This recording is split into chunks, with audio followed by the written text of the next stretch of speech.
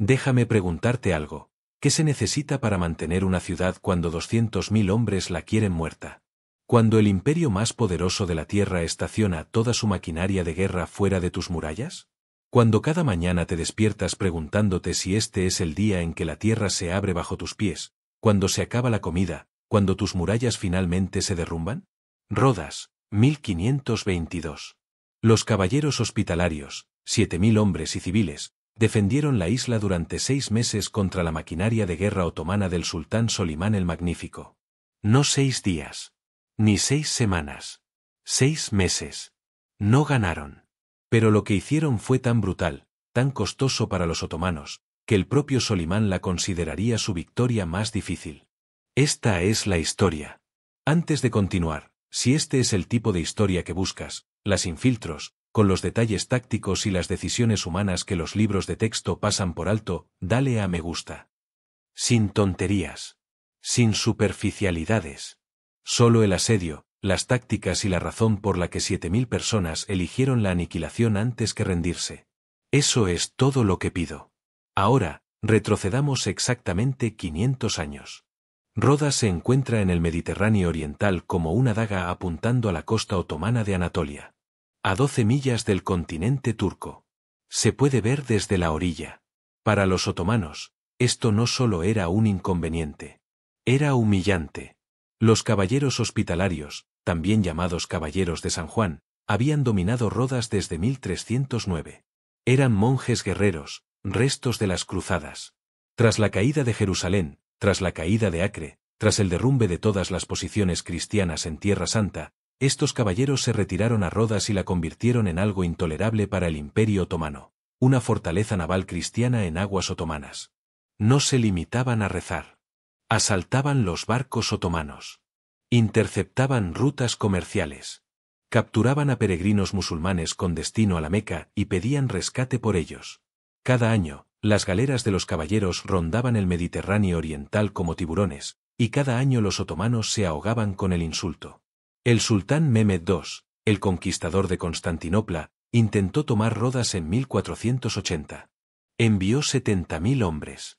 Los caballeros, liderados por el gran maestre Pierre de Aubusson, los retuvieron. Los otomanos se retiraron tras sufrir numerosas bajas. Fue una vergüenza que el imperio jamás olvidó. Avanzamos rápidamente 42 años. Para 1522, Solimán llevaba 2 años como sultán. Tenía 28 años. La historia lo llamaría el Magnífico en Occidente y el Legislador en Oriente. Pero en 1522, era un joven emperador con algo que demostrar. Su padre, Selim, ya había duplicado el tamaño del imperio en 8 años. Solimán heredó el ejército más poderoso del planeta, genízaros veteranos, enormes trenes de artillería y una armada que dominaba el Mediterráneo. Pero también heredó un asunto pendiente, Rodas. La isla se burlaba del poder otomano. Cada incursión de los caballeros era un recordatorio de que el imperio no podía controlar su propia costa. Solimán no solo quería Rodas. La necesitaba. Por legitimidad. Por seguridad. Por orgullo. En 1521, Solimán arrebató Belgrado a los húngaros. Fue una declaración, los otomanos habían vuelto a la ofensiva. Rodas era la siguiente. El gran maestre Philippe Villers de l'Isle-Adam no era ningún ingenuo. Se había estado preparando para esto desde el momento en que Suleimán se convirtió en sultán. Todos sabían que Rodes vivía con los días contados. Los caballeros fortificaron. Engrosaron las murallas, hasta alcanzar 9 metros de grosor en algunos puntos. Cavaron zanjas. Almacenaron alimentos, pólvora y armas. Construyeron bastiones de artillería diseñados específicamente para resistir los enormes cañones otomanos que habían destrozado las murallas de Constantinopla en 1453. La ciudad de Rodas estaba dividida en sectores, cada uno defendido por una lengua diferente, los capítulos nacionales de la orden. La lengua de Inglaterra ocupaba una sección. Francia, otra. Alemania, Aragón, Castilla, Auvernia, Provenza, Italia. Cada lengua era responsable de su propio bastión. Fuerza de defensa total, aproximadamente 7.000 hombres.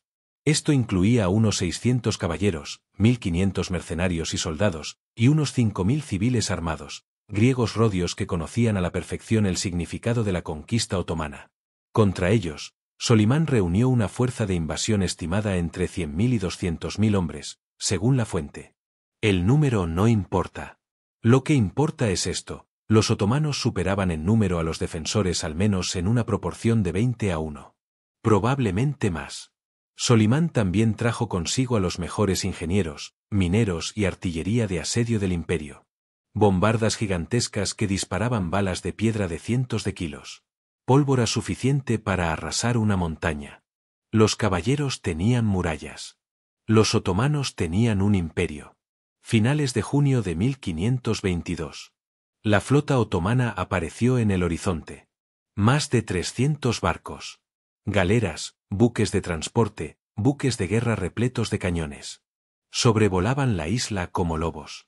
Rodas tiene una superficie aproximada de 540 millas cuadradas, pero la ciudad de Rodas, donde se alzaba la fortaleza de los caballeros, ocupaba solo el extremo norte. Los otomanos desembarcaron en las costas oeste y sur, estableciendo campamentos masivos.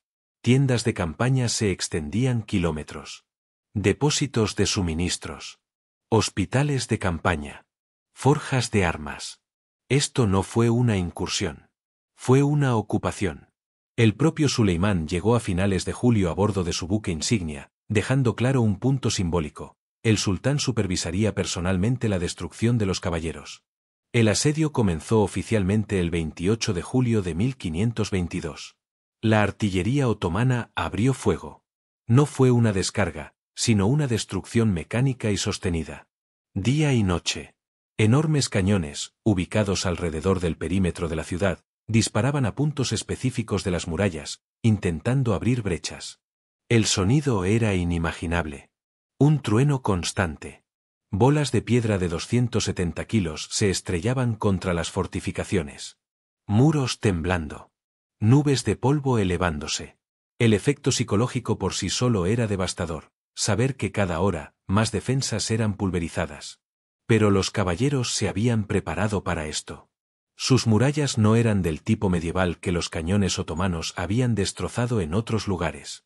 Eran bastiones más nuevos, más bajos y más gruesos, bastiones angulares diseñados para absorber y desviar el fuego de los cañones.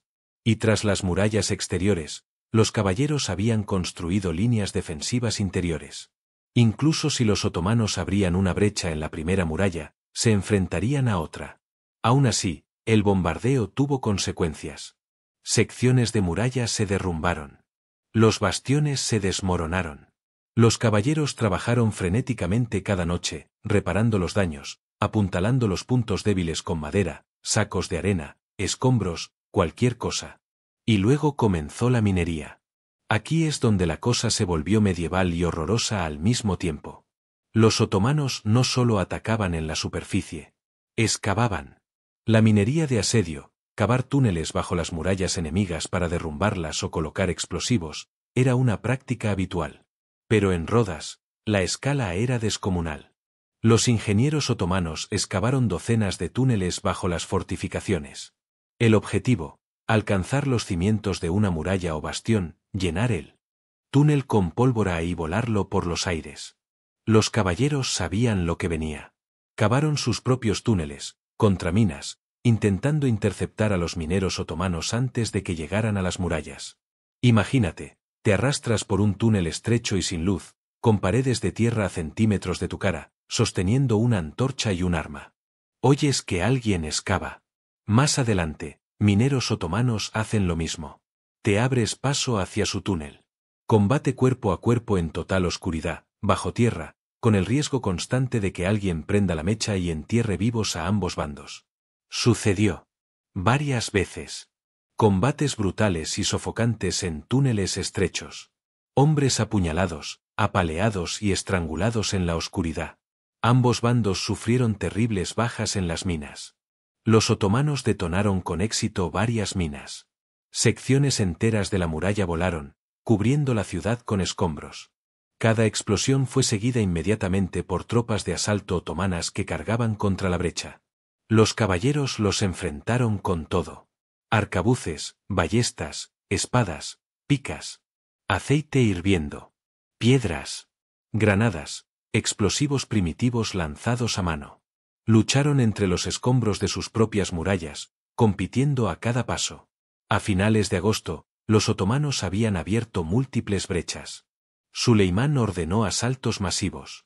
Oleadas de infantería otomana, jenízaros, sipáis, irregulares, cargaban contra las brechas. Tambores retumbando. Gritos de guerra. Miles de hombres se colaban por las estrechas brechas, trepando por los escombros, recibiendo el fuego defensivo concentrado. Los caballeros resistieron. Apenas. Taponaron las brechas con barricadas improvisadas, lucharon cuerpo a cuerpo en las ruinas, y de alguna manera, lograron hacer retroceder a los otomanos. Septiembre trajo otro asalto masivo. El mismo resultado. Los jenízaros eran tropas de élite, disciplinados, intrépidos y experimentados. Pero cargar contra defensores atrincherados es una auténtica tortura. Los otomanos sufrieron bajas catastróficas. Suleimán estaba furioso. Sus comandantes le aseguraron, sigue martillando. Los defensores no pueden resistir. Hambre, enfermedad y desesperación. Dentro de Rodas, la situación se deterioró. El suministro de alimentos disminuyó. Los otomanos habían bloqueado la isla. Era imposible reabastecerse. Las raciones menguaban cada día. Propagación de enfermedades. Disentería. Tifus. Hacinamiento, malas condiciones sanitarias, cadáveres en descomposición en el calor del verano, condiciones perfectas para una epidemia. Los hombres morían no por heridas, sino por enfermedades. La moral estaba por los suelos. Los civiles rogaban a los caballeros que se rindieran. ¿Para qué morir por una causa perdida? Los otomanos los matarían a todos si esto continuaba. El gran maestre Villers de El Isle-Adam se negó. Sabía lo que significaba rendirse. Los caballeros serían esclavizados o ejecutados. ¿Los griegos rodios? Masacrados o vendidos como esclavos. Mejor luchar. Pero también sabía que el tiempo se acababa. Frustración otomana. El asedio se prolonga. En octubre, Suleimán se enfrentó a un problema diferente. Su propio ejército estaba sufriendo. Meses de asedio bajo el brutal calor del verano habían destrozado la moral otomana. Las bajas eran abrumadoras, miles de muertos en combate, enfermedades y las brutales operaciones mineras. Las líneas de suministro se estaban agotando. Se acercaba el invierno. Los asesores de Suleimán empezaron a susurrar, retírense. Regresen el año que viene con un ejército renovado. Suleimán se negó. Retirarse sería peor que la derrota. Sería una humillación. Su padre había conquistado imperios. ¿Ni siquiera pudo tomar una isla? Redobló la apuesta. Más artillería. Más asaltos. Más minas. Los caballeros resistieron. El punto de quiebre, noviembre y diciembre. En noviembre, ambos bandos estaban al borde del colapso. Las defensas de los caballeros estaban destrozadas. Bastiones enteros habían quedado reducidos a escombros. Las murallas eran más huecos que piedra. La munición estaba casi agotada. La comida casi agotada. Quedaban menos de 5.000 defensores en condiciones de combate. Pero los otomanos también se desangraban. Se estima que habían perdido 50.000 hombres, quizá más. Las unidades jenízaras se amotinaron. Los oficiales le rogaron a Suleimán que se retirara. El 1 de diciembre, los otomanos lanzaron otro asalto total. Esta vez, lograron abrirse paso. Los jenízaros irrumpieron en la ciudad y tomaron uno de los bastiones. Los caballeros contraatacaron.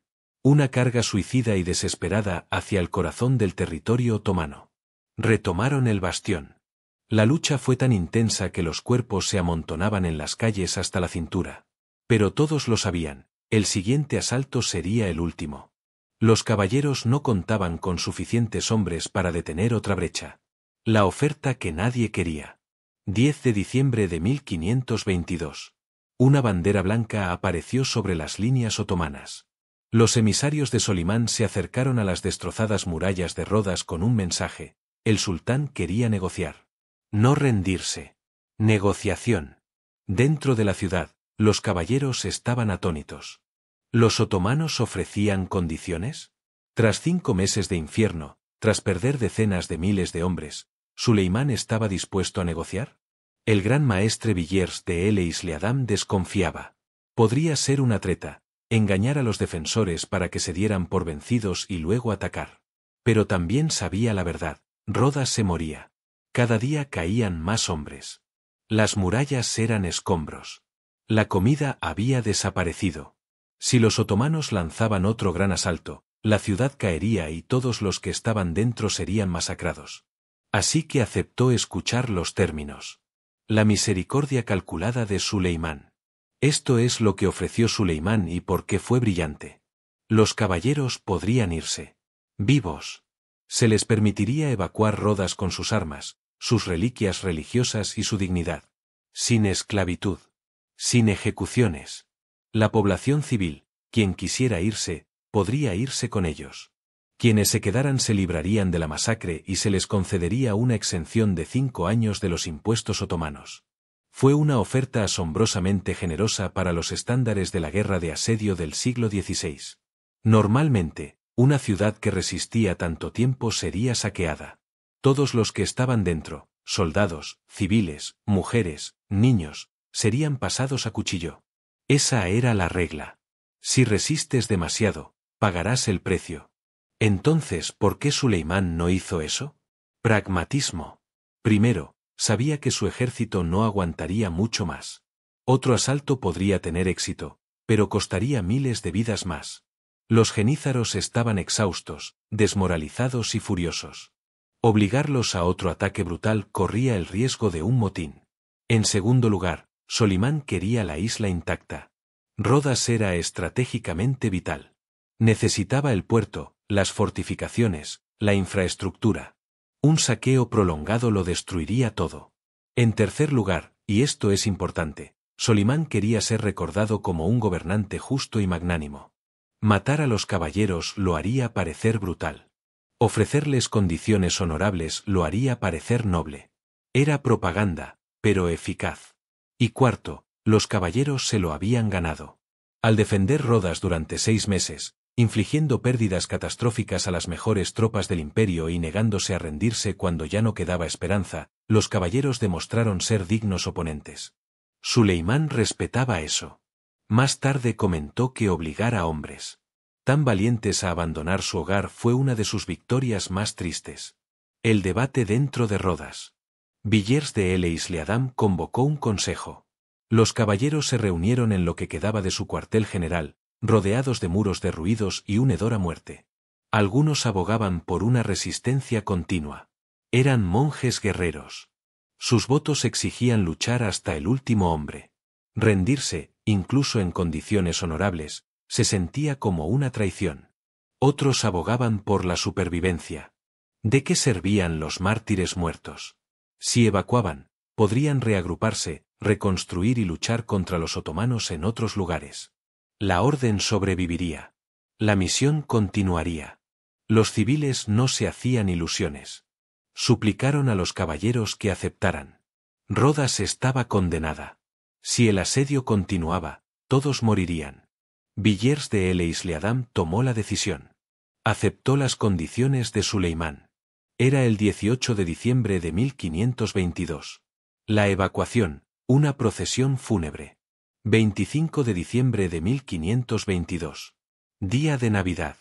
Las puertas de Rodas se abrieron. Los caballeros, maltrechos y con los ojos hundidos, marcharon con sus armaduras completas. Los estandartes ondeaban. Los tambores resonaban. Portando sus reliquias sagradas, la mano de San Juan Bautista, su posesión más preciada. Tras ellos llegaron los civiles que decidieron irse, griegos, italianos y otros cristianos que temían el dominio otomano. En total, unas 5.000 personas fueron evacuadas.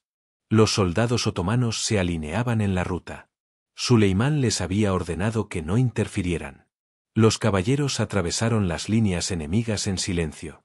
Sin burlas. Sin ataques. Los otomanos se quedaron de pie y observaron. Al pasar Villers de El Isle-Adam, algunos oficiales otomanos hicieron una reverencia. Respeto a un enemigo que había luchado con valentía. Se dice que el propio Suleimán observó desde la distancia. Según algunos relatos, dijo, Me entristece verme obligado a expulsar a este valiente anciano de su casa. Los caballeros abordaron sus barcos. 50 barcos en total, repletos de supervivientes y todo lo que pudieron cargar. Navegaron hacia el oeste, dejando atrás Rodas. Finalmente se asentarían en Malta, concedida por el emperador Carlos V del Sacro Imperio Romano Germánico. Desde allí, continuarían su guerra contra los otomanos. Pero Rodas había desaparecido. El costo, ¿quién ganó realmente? Hablemos de cifras. Las estimaciones varían enormemente debido a la escasez de registros fiables. Pero este es el rango generalmente aceptado. Bajas otomanas, entre 50.000 y 90.000 muertos o heridos. Algunas fuentes la elevan a cifras aún mayores. El asedio diezmó varias unidades genízaras y mató a decenas de oficiales superiores. Bajas de caballeros y defensores, aproximadamente 5.000 muertos. De los 7.000 defensores, unos 2.000 sobrevivieron y pudieron evacuar. Haz los cálculos. Los otomanos superaban en número a los defensores en una proporción de 20-1, y aún así perdieron 10 veces más hombres. Sí, Solimán tomó Rodas. Sí, los otomanos ganaron. Pero fue el tipo de victoria que desangra a un imperio. Solimán nunca olvidó el precio. Años después, consideraría el asedio de Rodas una de sus campañas más duras. Más dura que las batallas donde se enfrentó a ejércitos más grandes. ¿Por qué? Porque cada metro de terreno costó sangre, y porque los caballeros le hicieron ganarse cada centímetro. ¿Qué hizo que la defensa fuera tan efectiva? Esta es la pregunta que vale la pena responder. ¿Cómo lograron 7.000 hombres contener a 200.000 durante 6 meses? 1. Fortificaciones modernas.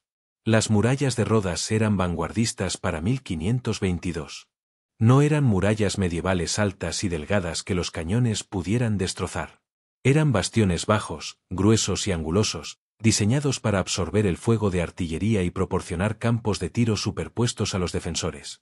Cada aproximación estaba cubierta por múltiples posiciones de fuego. Las tropas otomanas que avanzaban sobre una brecha eran atacadas desde 3 direcciones a la vez. No había un ángulo de ataque seguro. 2. Defensa en profundidad. Los caballeros no dependían de una sola muralla. Construyeron múltiples líneas defensivas. Incluso cuando los otomanos traspasaron la muralla exterior, se enfrentaron a fortificaciones secundarias, barricadas, montones de escombros y defensores atrincherados. Abrir una brecha no significaba tomar la ciudad. Significaba iniciar otra batalla. 3. Defensa activa. Los caballeros no se quedaron solo tras las murallas. Contraatacaron. Cuando los otomanos tomaron un bastión, los caballeros cargaron y lo recuperaron. Cuando los mineros otomanos excavaron bajo sus murallas, los caballeros cavaron contraminas y lucharon contra ellos bajo tierra. Hicieron que los otomanos pagaran por cada ganancia.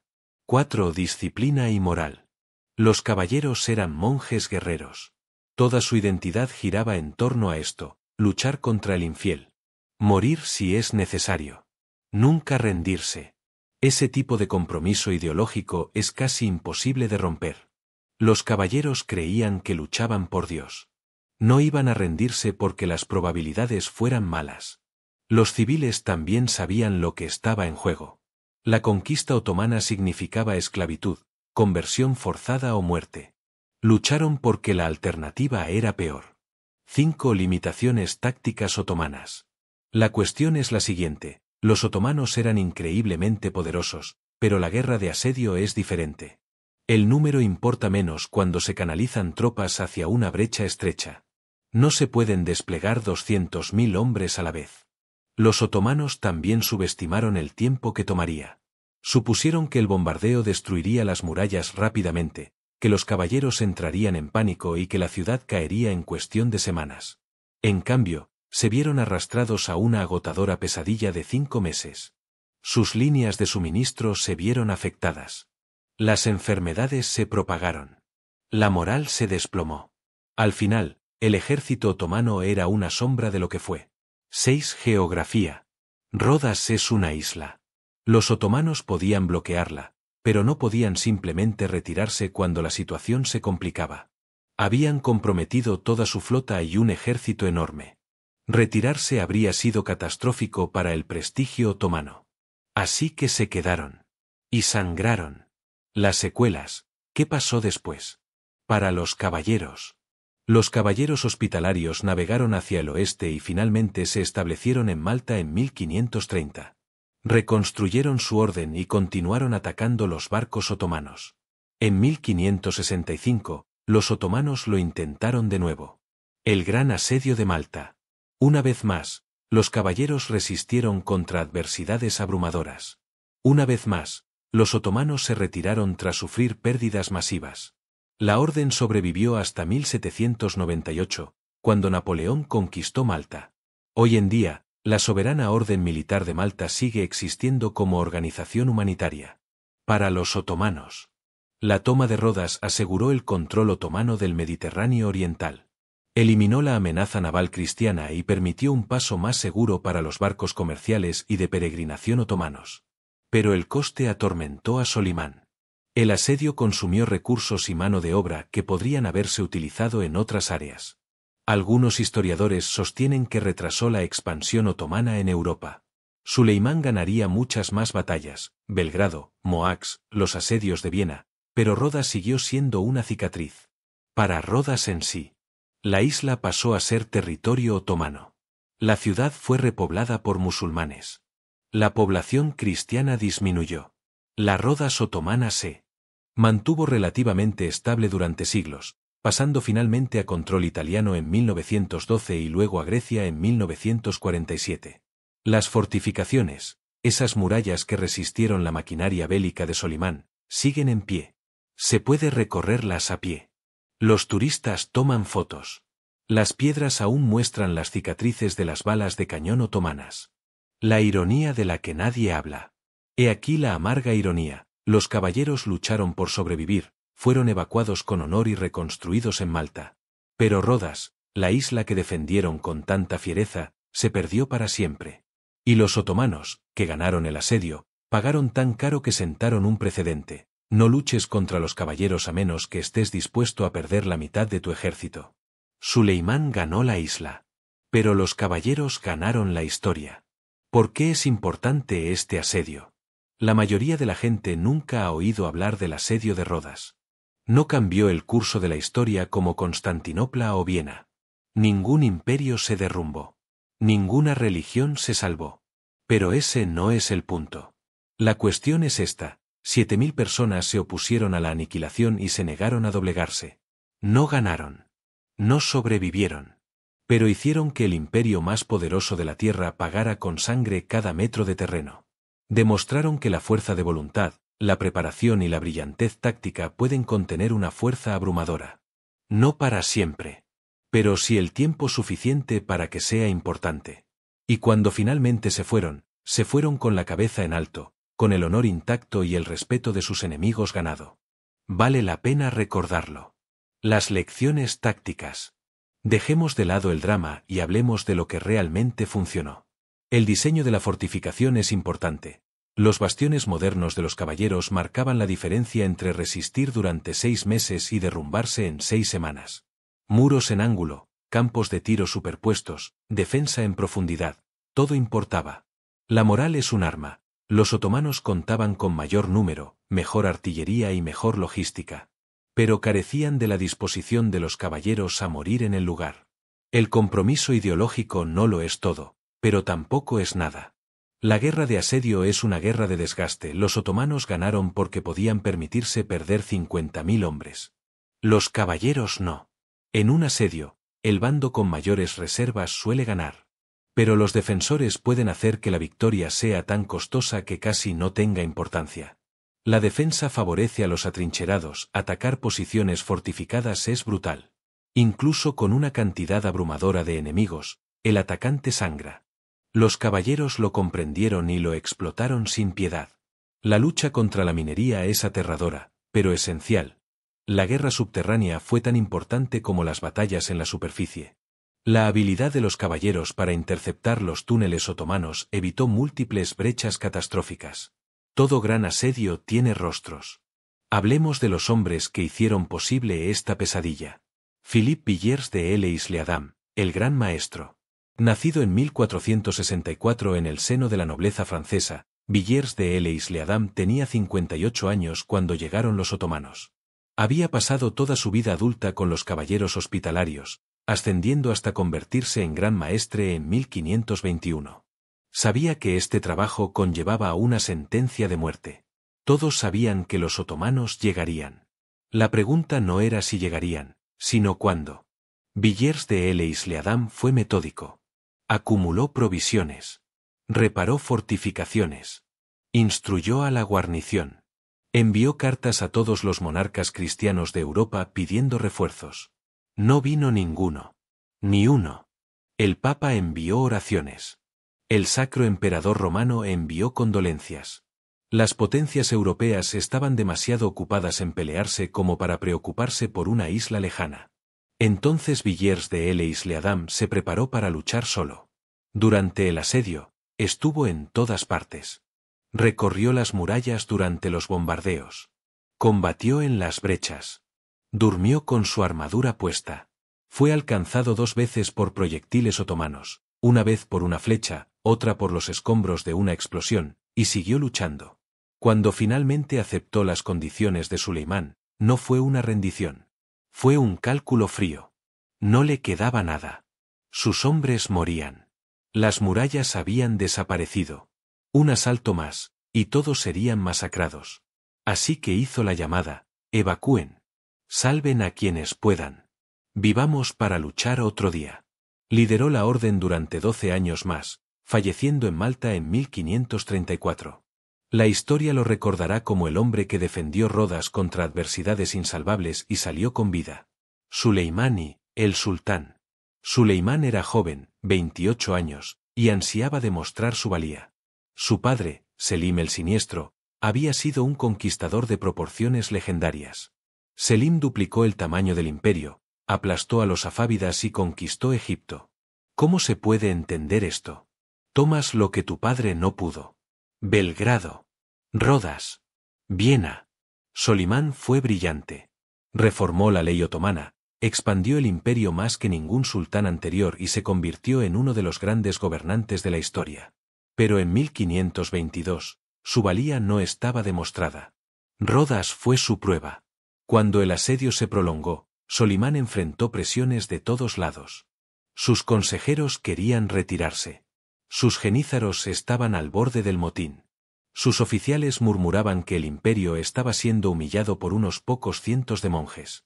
Suleimán se negó a rendirse. Sabía lo que significaría la retirada. Su reinado estaría definido por el fracaso. Cada rival, cada vasallo, cada enemigo vería debilidad.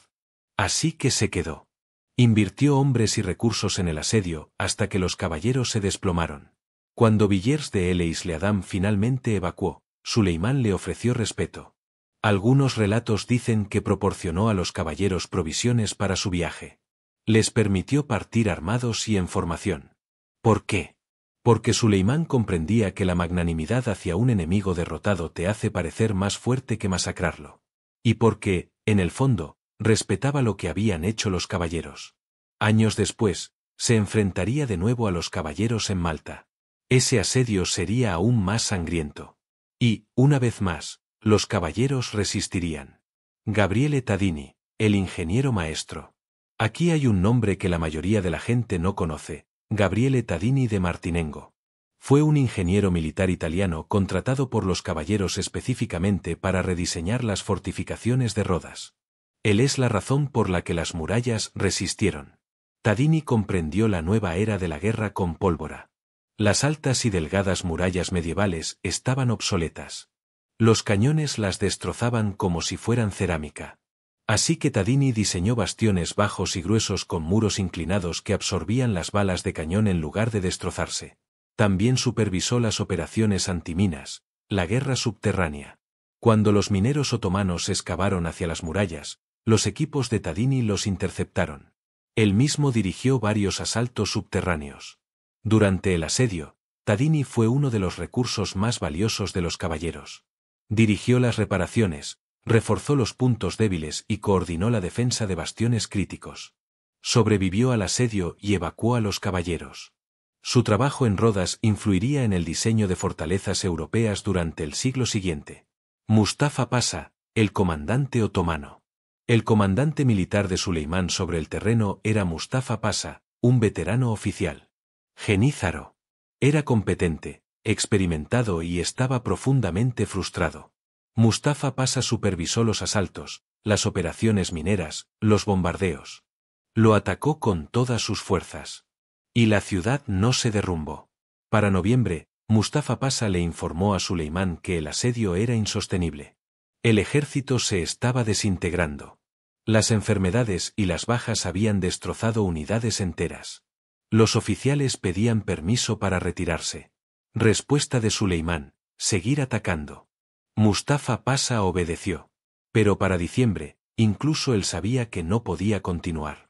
Cuando Suleimán finalmente autorizó las negociaciones, Mustafa Pasha probablemente respiró aliviado. Había ganado. Pero casi le costó la vida hacerlo. Los defensores que nadie nombró. La mayoría de los defensores no eran caballeros. Eran griegos rodios, comerciantes, agricultores, marineros, artesanos, que tomaron las armas y lucharon porque no tenían otra opción. No sabemos sus nombres. La historia no los registró.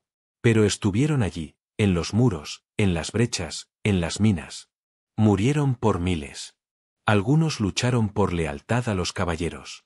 Otros lucharon porque sabían lo que significaba la conquista otomana. Cualesquiera que fueran sus razones, sangraron igual. Cuando se produjo la evacuación, muchos se quedaron. Eligieron vivir bajo el dominio otomano en lugar de abandonar sus hogares. Suleimán cumplió su promesa, no hubo masacres ni esclavitud. Quienes se quedaron, en gran medida, disfrutaron de la paz. Pero su ciudad ya no era suya. ¿Cómo fue el asedio, la rutina diaria? Hablemos de cómo se sintió realmente el asedio, día a día. Mañana. Te despiertas, si es que dormiste, con el sonido de la artillería. Los otomanos empiezan a disparar al amanecer. Todos los días. El mismo patrón. Cañones pesados apuntando a los puntos débiles de las murallas. El suelo tiembla. El polvo llena el aire.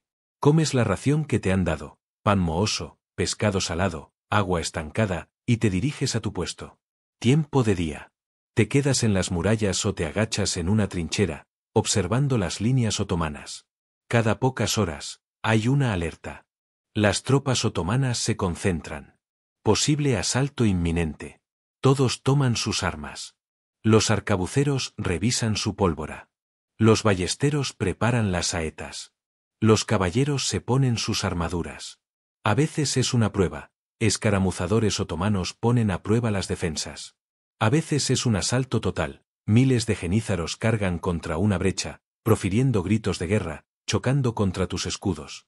Luchas hasta que se retiran o los haces retroceder.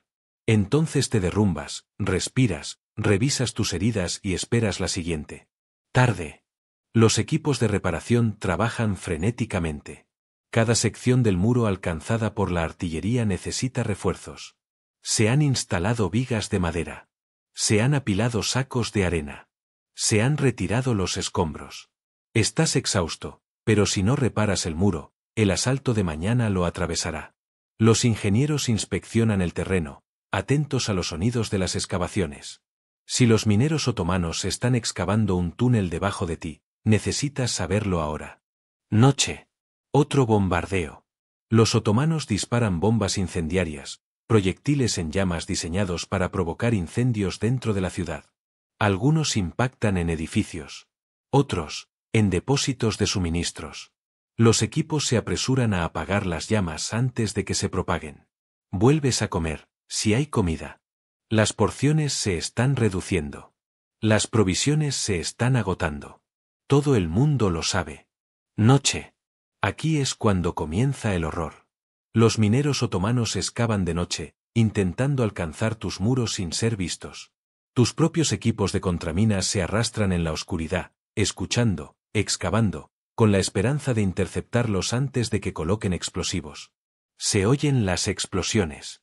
A veces son minas otomanas que hacen estallar muros. A veces son tus propias minas que derrumban sus túneles. En cualquier caso, van seguidas de gritos. Si tienes suerte, duermes unas horas. Si no, te quedas de guardia, contemplando la oscuridad, esperando a que los otomanos intenten un asalto nocturno. Repetir durante 6 meses. La guerra psicológica. El daño físico no era la única arma. Los otomanos también libraban una guerra psicológica. Ruido constante. La artillería nunca se detenía del todo. Incluso cuando no bombardeaban, se oía el lejano sonido de martillazos, excavaciones y gritos. Los otomanos querían que supieras que siempre estaban ahí, siempre trabajando, siempre preparando el siguiente ataque. Demostraciones de fuerza. Las tropas otomanas desfilaron a la vista de las murallas. Miles de jenízaros, perfectamente disciplinados, marchaban en formación. El mensaje: miren cuántos somos. Miren qué pocos son ustedes. Ríndanse. No funcionó. Pero no necesitaba funcionar con todos. Solo necesitaba quebrar a algunos. Y cada hombre que se quebraba debilitaba la defensa. Prisioneros. Cuando los otomanos capturaban a los defensores, generalmente en incursiones fallidas o túneles derrumbados, los ejecutaban a la vista de las murallas. Decapitaciones. Empalamientos. Crucifixiones. Exhibiciones públicas brutales destinadas a aterrorizar a la guarnición. Los caballeros respondieron de la misma manera. Los prisioneros otomanos fueron ejecutados en las murallas. No se trataba de crueldad por la crueldad misma. Era un mensaje: no nos dejaremos intimidar. Pero tuvo un precio. Cada ejecución, cada muestra de salvajismo, hacía que el asedio fuera más brutal, más personal, más odioso. El hambre como arma. Para noviembre, la escasez de alimentos era crítica. Los otomanos lo sabían. Reforzaron el bloqueo, asegurándose de que no se pudiera pasar nada. Las raciones se redujeron a niveles casi de inanición. Los hombres se debilitaron. Las enfermedades se propagaron más rápido cuando los cuerpos estaban desnutridos. Los civiles suplicaban la rendición. Los caballeros racionaron lo poco que quedaba, priorizando a las tropas de combate. Algunos defensores intentaron pescar de noche, escabulléndose de la ciudad hacia la costa. Las patrullas otomanas capturaron a la mayoría.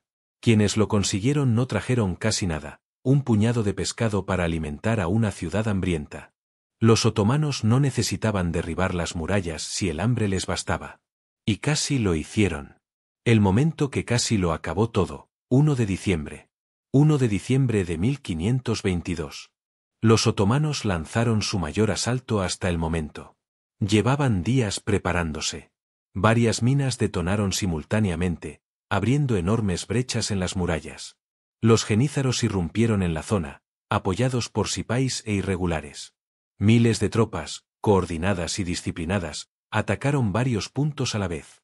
Se abrieron paso. Por primera vez, las tropas otomanas tomaron un bastión importante dentro de la ciudad. Eso era todo.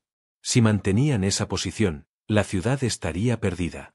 Los otomanos reforzarían, expandirían y arrollarían a los defensores. Villers de l'Isle-Adam lo sabía. Ordenó un contraataque inmediato. Todos los caballeros en condiciones, todos los soldados, todos los civiles armados, todos cargaron contra el bastión capturado. La lucha fue apocalíptica. Cuerpo a cuerpo, sin cuartel, sin retirada. Los hombres se apuñalaban, se golpeaban y se estrangulaban entre los escombros. Caballeros con armadura completa se abrían paso entre montones de cadáveres, blandiendo espadas hasta que sus brazos se desplomaron. Tardaron horas. Pero los caballeros recuperaron el bastión. Los otomanos se retiraron, dejando tras de sí cientos de muertos. Los defensores habían ganado. Pero también habían perdido a cientos. Y todos sabían la verdad, no podían repetirlo. La siguiente brecha sería la última. La decisión de negociar. Villers de l'Isle-Adam reunió a sus comandantes. Las opciones eran sombrías. Opción 1. Sigue luchando. Muere hasta el último hombre.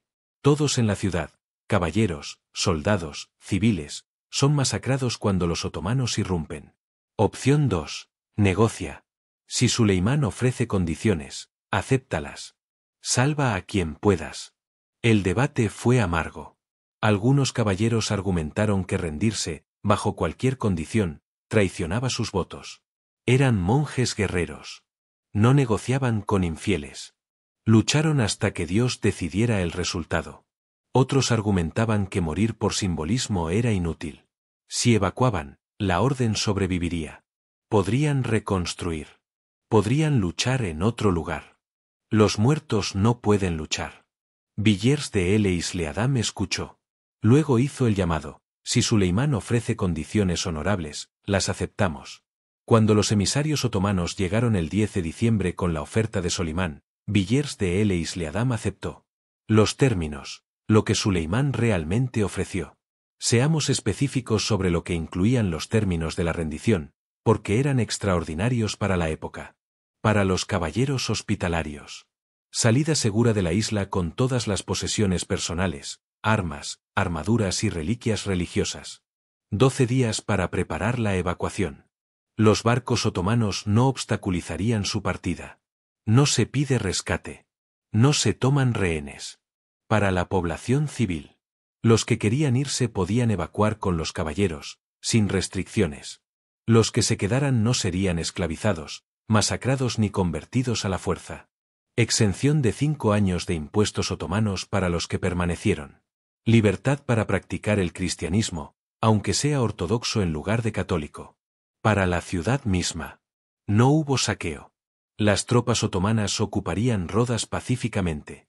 No se permiten saqueos ni destrucción de propiedad civil. Las fortificaciones serían reparadas y mantenidas, no demolidas. Esto no era normal.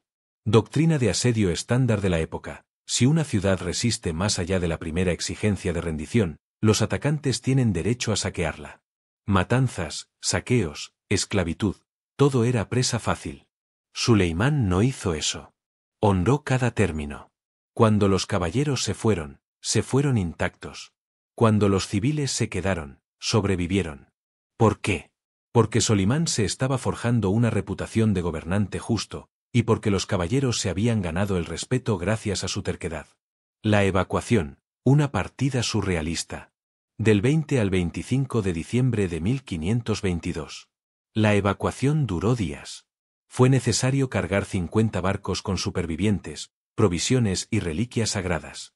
Los caballeros empacaron sus posesiones más valiosas, la mano de San Juan Bautista, el icono de Nuestra Señora de Filermo, textos religiosos y reliquias que habían permanecido en Rodas durante más de 2 siglos. Desmantelaron lo que pudieron de las defensas de la ciudad, asegurándose de que los otomanos no heredaran fortificaciones completamente funcionales.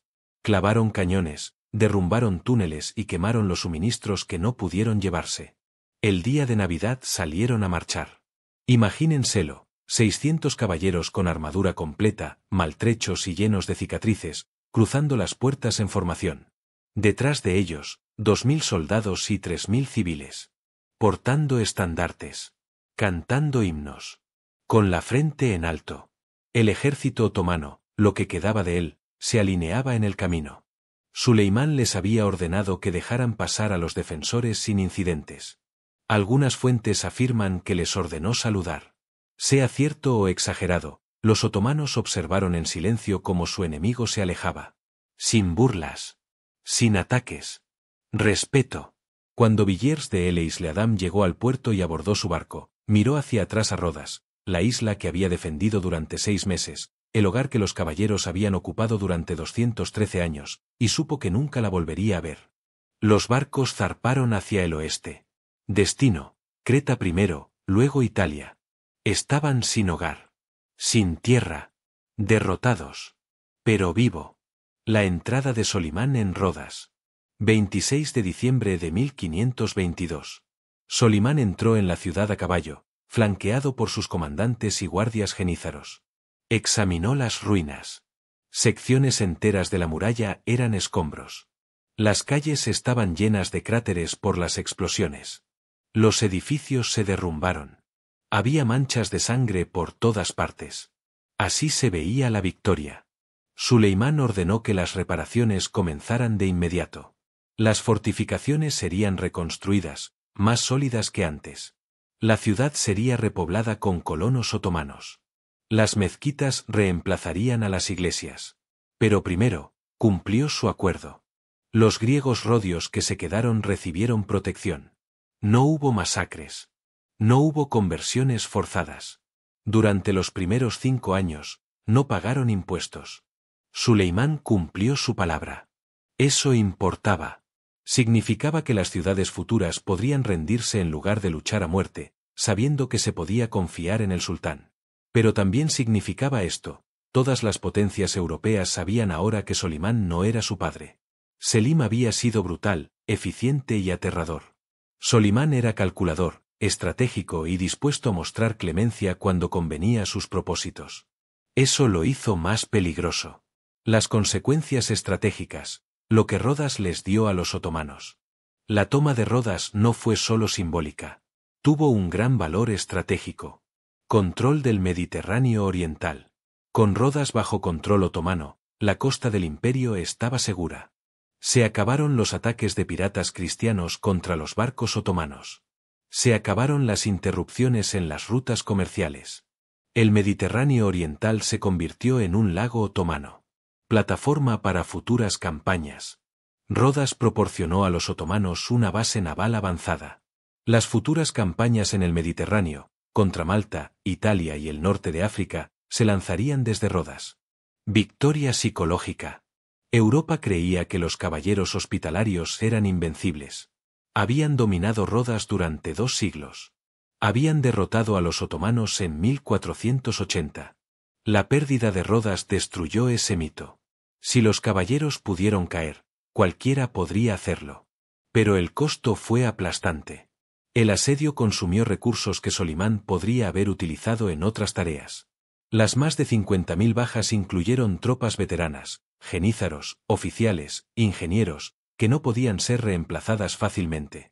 El coste financiero fue asombroso. 6 meses de asedio. Abastecer a un ejército de más de 100.000 hombres.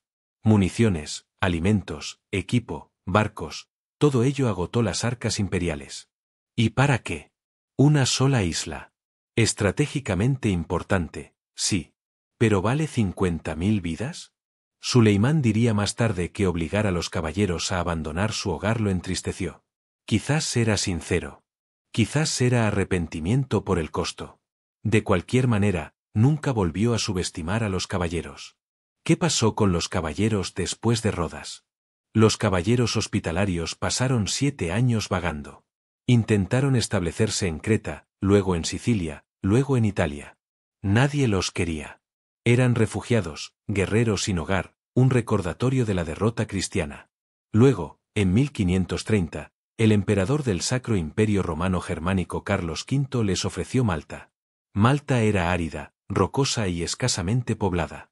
A los caballeros no les importaba. Era tierra. Era defendible. Era suya. Reconstruyeron. Fortificaron. Prepararon. En 1565, los otomanos volvieron. El gran asedio de Malta. Solimán envió 40.000 soldados para terminar lo que había comenzado en Rodas. Los caballeros resistieron. De nuevo. Durante 4 meses, ampliamente superados en número, resistieron. Los otomanos se retiraron tras perder más de 10.000 hombres. Fue como Rodes de nuevo. Solo que esta vez, los caballeros no perdieron. Mantendrían Malta hasta 1798, cuando Napoleón la invadió. Aún así, no perdieron ninguna batalla militar, se rindieron porque los líderes de la orden se habían corrompido y habían perdido la voluntad de luchar. Los otomanos después de Rodas, el apogeo del imperio. Para Suleimán, Rodas fue solo el comienzo. En 1526, aplastó a los húngaros en la batalla de Moax. El rey Luis II de Hungría se ahogó al huir del campo de batalla. Hungría se convirtió en un estado vasallo otomano. En 1529, Solimán sitió Viena. El asedio fracasó, pero llevó a los otomanos a las puertas de Europa Central. Ningún ejército musulmán había llegado tan lejos desde el siglo VIII. Llevó a cabo campañas en Persia, Irak y el norte de África. Expandió el imperio hasta su máxima extensión. Reformó la ley otomana, lo que le valió el título de Solimán el Legislador. Cuando murió en 1566, el imperio otomano era el estado más poderoso de la tierra. Pero Rodas quedó como una cicatriz. Fue el asedio lo que le enseñó a Solimán que incluso un poder abrumador tiene límites. Que las fortificaciones y la fuerza de voluntad pueden desangrar un imperio. Que la victoria no siempre vale la pena. ¿Por qué se ignora esta historia? El asedio de Rodas no se enseña en las escuelas. No se ve en las películas. La mayoría de la gente nunca ha oído hablar de él. ¿Por qué? Porque no encaja en una narrativa clara. Los caballeros perdieron. Se fueron. Rodas se convirtió en otomana. No hay una victoria triunfal, ni una última batalla dramática donde todos mueren gloriosamente. Pero es exactamente por eso que importa. Esta no es una historia de victoria. Es una historia de mantenerse firme el tiempo suficiente para que importe. De hacer que tu enemigo pague tan caro la victoria que te recuerde para siempre. Los caballeros no salvaron Rodas. Pero se salvaron a sí mismos. Salvaron la orden. Y demostraron que 7000 personas con murallas, armas y la voluntad de luchar pueden hacer sangrar a 200.000 atacantes durante 6 meses. Esa es la lección. No que siempre se pueda ganar, sino que se puede lograr que se lo ganen. El legado, lo que Rhodes enseñó al mundo. Diseño de fortalezas. Los bastiones de Tadini se convirtieron en el modelo de las fortificaciones europeas durante los siguientes 200 años. Fuertes en estrella, murallas en ángulo, campos de tiro superpuestos, todo ello perfeccionado a partir de las lecciones aprendidas en Rodas. Guerra de asedio. Los otomanos nunca volvieron a subestimar una posición fortificada. En cada asedio posterior, aportaron más tropas, más tiempo y más paciencia. Los caballeros hospitalarios, Rodas los hizo legendarios. Se convirtieron en el símbolo de la resistencia cristiana contra la expansión otomana. Su reputación, ganada con sangre en Rodas y Malta, perduró hasta la disolución de la orden. Solimán el Magnífico, Rodas fue su primera gran prueba.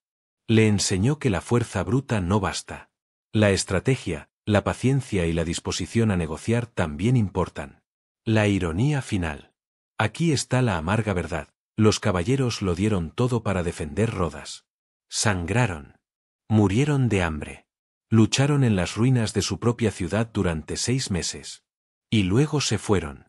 Todo ese sacrificio y la isla se perdió de todos modos. Pero aquí está la cuestión, no lucharon para conservar Rhodes para siempre. Lucharon para irse en sus propios términos. Para evacuar con la frente en alto. Para sobrevivir como una orden y luchar otro día. Y lo hicieron. Reconstruyeron en Malta. Contuvieron a los otomanos de nuevo. Continuaron su misión durante otros 250 años. Eso es victoria. No la que celebran los historiadores. Pero la que importa cuando eres tú quien sangra. Lo que debemos recordar. El asedio de Rodas no fue el más largo de la historia. No fue el más sangriento. No cambió el curso de los imperios. Pero fueron 6 meses de gente común haciéndolo extraordinario. De 7000 defensores plantados contra 250.000 de atacantes y negándose a ceder. Eran mineros luchando en la oscuridad. Eran caballeros cargando contra las brechas. Eran civiles protegiendo las murallas con cuchillos de cocina porque no tenían nada más. Fue Villers de El Isle-Adam quien permaneció en los muros durante los bombardeos, sabiendo que iba a perder pero negándose a rendirse. Fue Suleimán quien contempló las ruinas y se dio cuenta de que incluso los emperadores pueden ser humillados. Y fue el 25 de diciembre de 1522, cuando 600 caballeros maltrechos salieron de su ciudad destruida con su armadura completa, llevando sus reliquias, cantando sus himnos y mostrando al mundo que la derrota no tiene por qué significar rendición. Esa es la historia. Por eso es importante. Conclusión, el asedio que no terminaría. Rodas cayó el 25 de diciembre de 1522. Pero la lucha no terminó ahí. Los caballeros reconstruyeron. Los otomanos se expandieron. Ambos se enfrentarían una y otra vez durante el siglo siguiente. Malta. Lepanto. Creta. El Mediterráneo se convirtió en un campo de batalla, y Rodas fue el telonero. Pero cada vez que los caballeros se paraban en nuevas murallas, contemplando los estandartes otomanos, recordaban Rodas. Recordaban que habían resistido durante 6 meses. Recordaban que habían hecho sangrar a Solimán. Y cada vez que los otomanos asediaban una fortaleza, también recordaban Rodas. Recordaban que las murallas y la fuerza de voluntad pueden costarle a un imperio 50.000 hombres. Rodas no fue una victoria. Pero fue una declaración. Una declaración de que algunos no se rendirán en silencio. De que algunas ciudades, algunas órdenes, algunas ideas, lucharán hasta que no quede nada. Y cuando finalmente se vean obligados a salir, lo harán de pie, no arrastrándose. Esto fue el asedio de Rodas. Eso es lo que sigue siendo. Si has llegado hasta aquí, si esta historia te ha significado algo, esto es lo que necesito, dale a me gusta. Deja un comentario. Dime qué te parece. Compártelo con alguien que necesite saberlo. Esta es la historia que no enseñan. Los asedios, las estrategias, las decisiones humanas que moldearon el mundo. Y seguiré contándoselas. Pero solo si quieres escucharlos. Entonces déjame saber. Y nos vemos en la próxima.